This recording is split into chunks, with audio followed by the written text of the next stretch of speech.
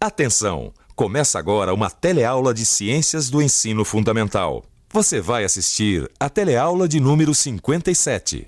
Bons estudos!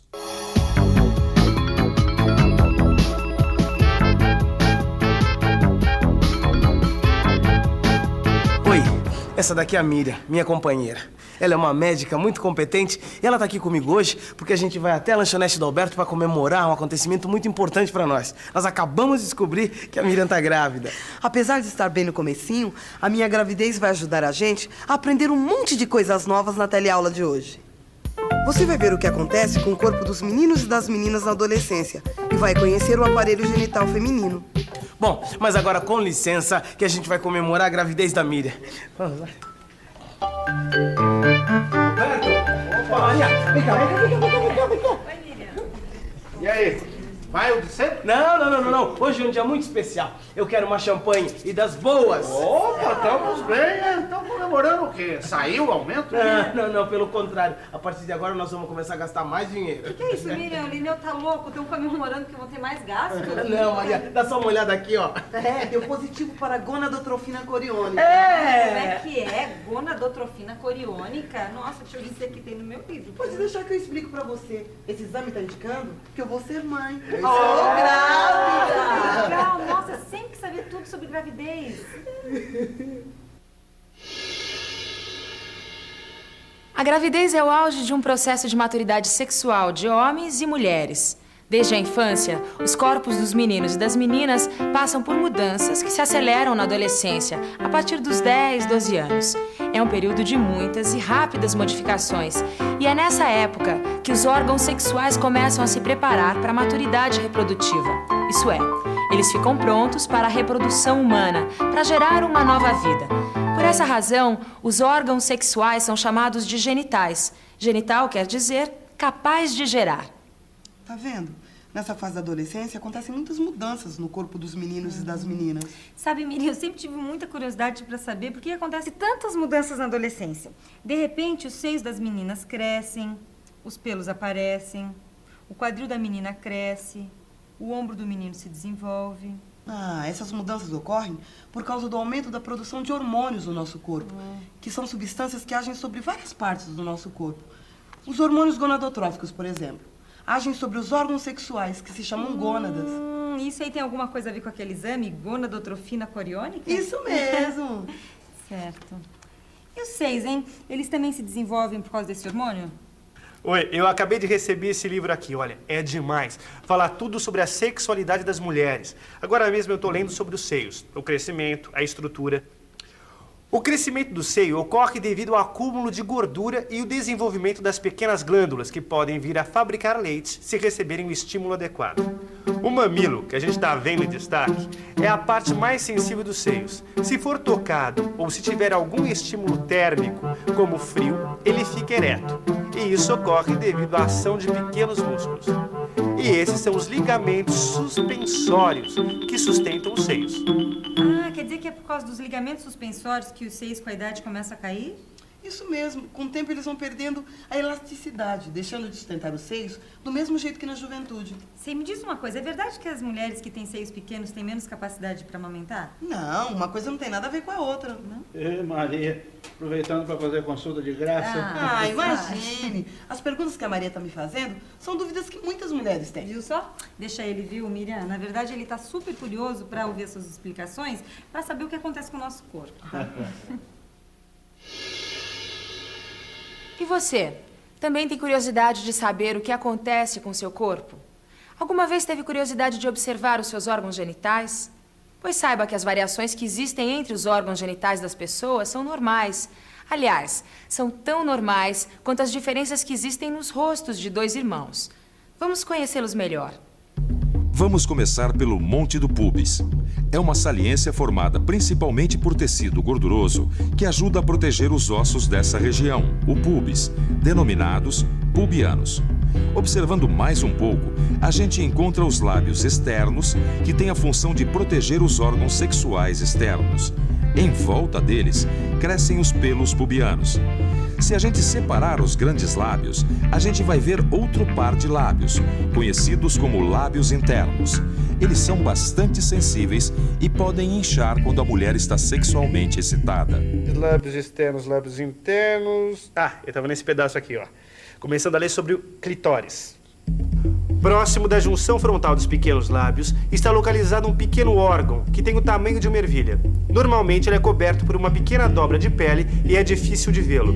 Durante a excitação sexual, ele ganha sangue e fica avermelhado, aumenta de tamanho e provoca a sensação de prazer. Um pouco abaixo, a gente encontra a abertura vaginal, que é a ligação do meio interno com o externo. A vagina, que é um órgão, começa justamente aí. Tem ainda o orifício por onde sai a urina.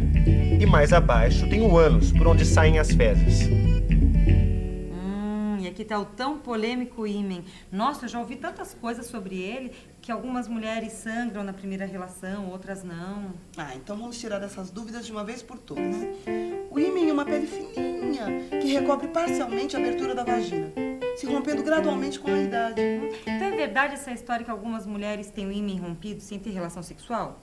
Isso é verdade. Não é muito comum, mas tem mulheres que têm o ímen rompido por estímulos mecânicos, como exercícios físicos. Ô, Miriam, agora só falta você dizer que tem mulher que não sangra quando perde o ímen. Tá interessado, hein? Não, é só curiosidade. É que eu nunca acreditei nessa história de que não sangra. Não, Alberto, mas olha, você nunca acreditou, mas pode acontecer sim, é verdade. É mesmo, tem mulher que não tem sangramento quando perde o ímen. E mais, o ímen rompido não significa necessariamente que a mulher tenha mantido relação sexual. E por outro lado, tem mulher que tem um ímen tão elástico, mas tão elástico, que mesmo após várias relações sexuais, o ímen não se rompe. O ímen, assim como todos os órgãos que a gente viu até agora, fazem parte dos órgãos sexuais femininos externos. Agora vamos dar uma olhadinha nos órgãos sexuais internos de uma mulher.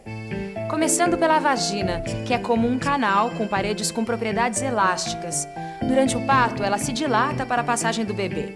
E é também na vagina que os espermatozoides são lançados durante uma relação sexual. A seguir, a gente encontra o útero, um órgão musculoso que abriga o embrião durante a gravidez. A cada mês, as suas paredes se preparam para receber o embrião. Caso não ocorra a gravidez, as paredes se descamam junto com um derramamento de sangue, que não coagula. Esse processo é chamado de menstruação. Você ficou sabendo que estava grávida porque não ficou menstruada? Esse é um dos sinais. Mas a gente só tem certeza mesmo quando faz um exame. Porque às vezes podem ocorrer sangramentos, mesmo durante a gravidez. Que incrível, né? O seu bebê está começando a crescer bem aqui dentro, ó, no útero. E o ovário, hein? É onde são produzidos os óvulos. Caso eles encontrem os espermatozoides na época certa, a mulher fica grávida. Mas não é só isso. O ovário é responsável por outras coisas também. Ele produz hormônios, por exemplo. Eu vou ler para vocês. A gravidez é mantida nas primeiras semanas graças a hormônios que são produzidos pelo ovário. Um deles, chamado progesterona, é produzido respondendo a estímulo mandado pelo útero grávido. E quando o ovário percebe no sangue um hormônio chamado gonadotrofina coriônica, ele produz progesterona. As tubas uterinas ligam o ovário ao útero. Quando a mulher enfrenta uma gravidez de risco, o óvulo se encontra com o espermatozoide e estaciona na tuba. Damos a este fenômeno o nome de gravidez tubária. E atenção, se liga aí que é a hora da revisão. Na teleaula de hoje, você conheceu o aparelho genital feminino. Viu que ele é composto pelo ovário, útero, tubas uterinas, vagina, lábios externos, lábios internos, ímen, clitóris e monte do púbis. Viu que os ovários produzem as células sexuais femininas, os óvulos e hormônios. Viu também que a gonadotrofina coriônica está presente no sangue das gestantes. E você que tem fome de aprender, você já sabe o que fazer, não é? Tem que abrir o seu livro, estudar, fazer os exercícios. Tem que se preparar porque os exames já estão aí. E quem se preparar vai faturar. Combinado? Então, até a próxima teleaula.